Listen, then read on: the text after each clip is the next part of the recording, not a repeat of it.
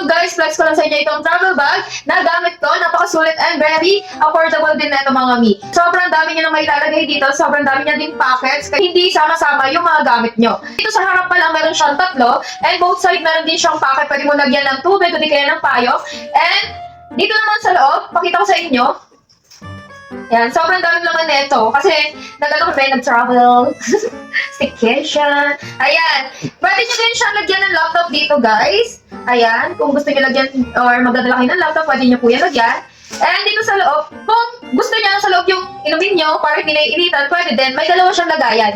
And dito, kung meron din kayong milk bottle, kasi mommy bag din siya eh. Ayan, pwede din po kayo maglagay dito. Ayan.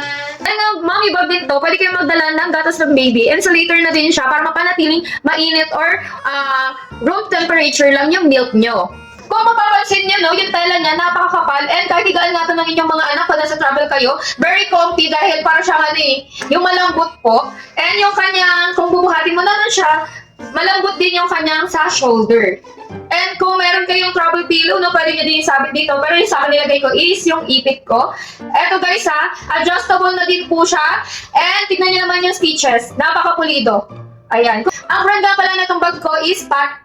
O, di ba? Kilala nyo naman yung brand na yan. Napaka-quality. Kung ba't nyo din ito mga mi, ilalagay natin yung link. Kaya i-check out mo na yan.